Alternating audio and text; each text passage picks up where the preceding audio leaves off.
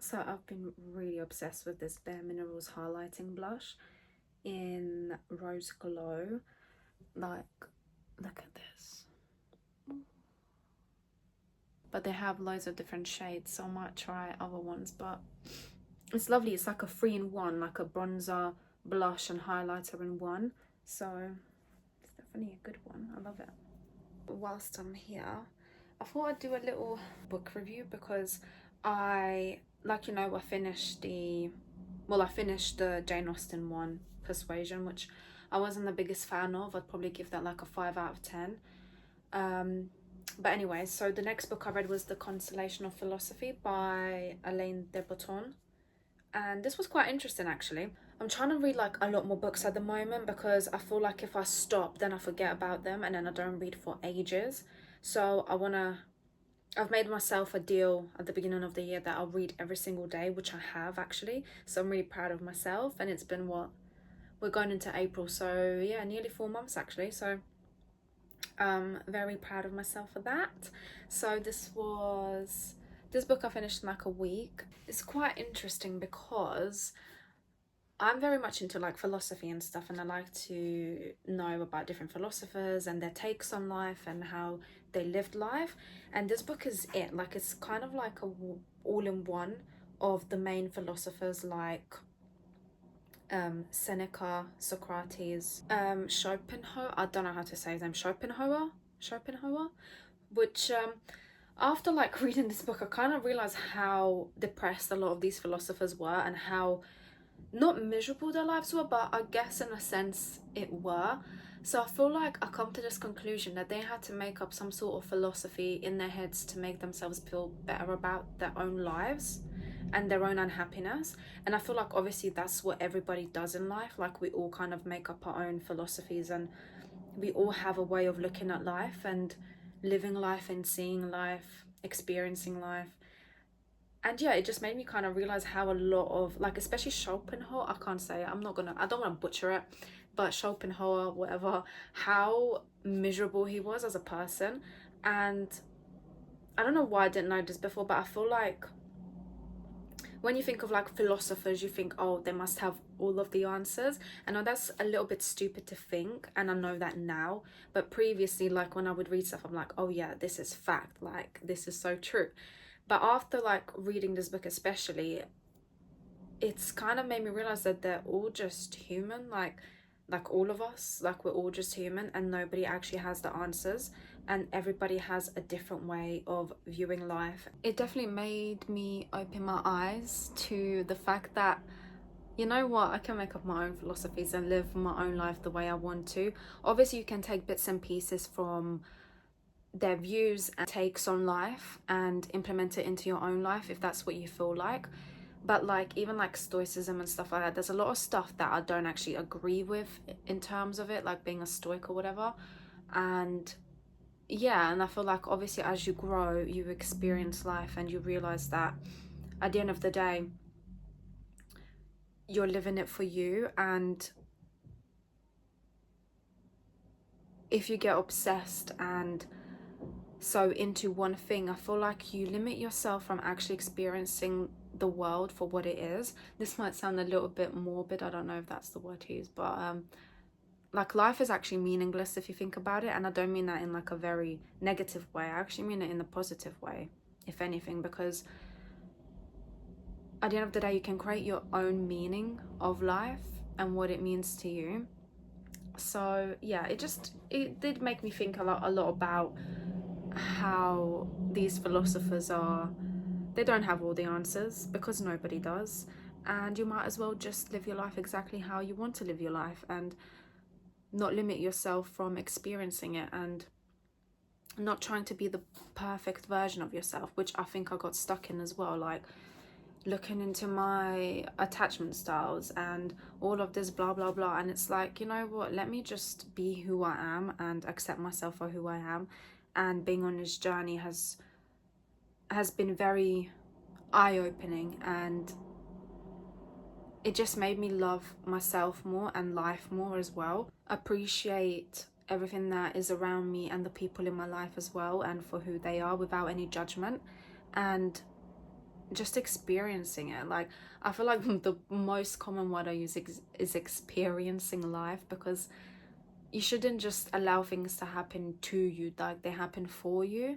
And I feel like every obstacle, every achievement, every success, every failure teaches you something, and it's an experience, and there's always something you can take from it.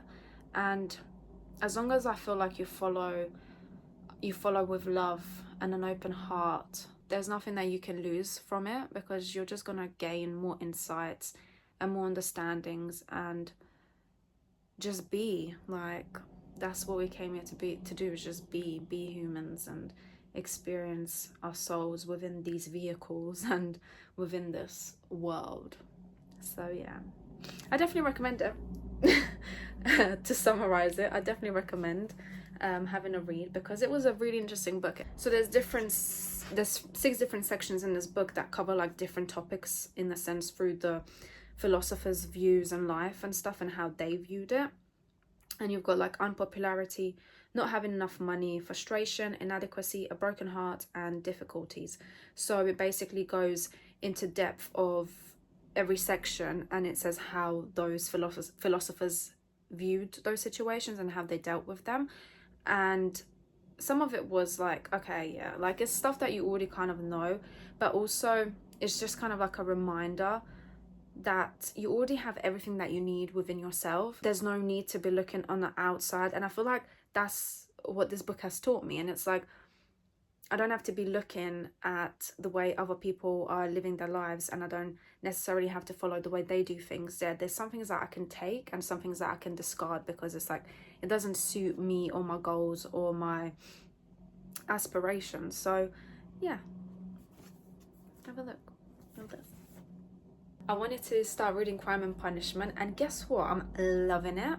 Like, I'm loving it. And it's really weird, because I've always said this, like, if you stop doing something, like, say, a few years ago, that's okay, because you never know. You might pick it up again in the future and be like, wow, my whole, like, view of it has completely changed, and my perceptions. And that's exactly what's happened with Crime and Punishment. The way it's written, beautiful. It flows so beautifully, and I'm obsessed with it already. It's weird, like really, really weird. I genuinely can't put it down. It's a very thick book, as you can see, and the writing is intense, but it's written so well. Like, it's written so well. The way it flows, like compared to Jane Austen's Persuasion, I found it very difficult to read because of the way it was written. And yeah, I don't know. Even though it's like from the same kind of era, it's really weird. But this one, Crime and Punishment by Fyodor Dostoevsky. Yeah, lovely.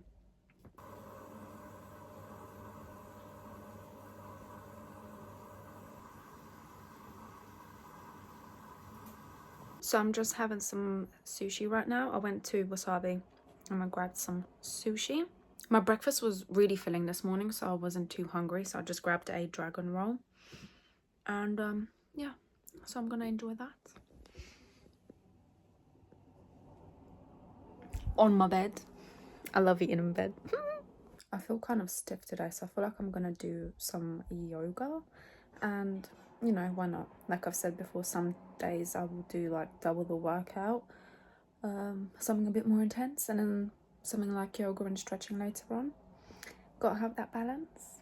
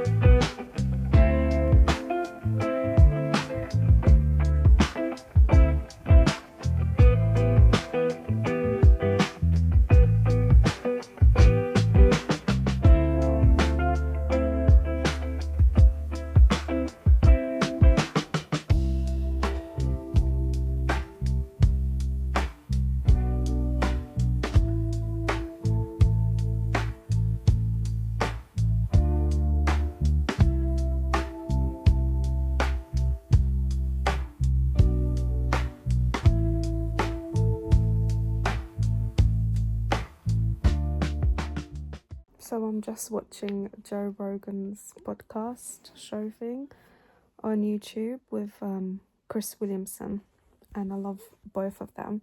I love Chris Williamson's podcast as well, or interviews. He has some really cool people on there, as well as Joe Rogan. And I feel like I learned so much stuff from there, and it just makes me question so many things. And yeah, some of the conversations he has are wild and like crazy, but I just love that because I love questioning everything in life and thinking of different possibilities and different outcomes and what's actually going on in the world and the possibilities that there may be, all this crazy stuff. But yeah, no, it's really good, and I just feel like they're both quite chill guys that you could talk to anything about. But yeah, I'm like halfway through it, but it's it's funny. I love it. I don't know, let me know if you guys watch either of these guys, because I do find them quite entertaining and truth speakers, I guess, in a way.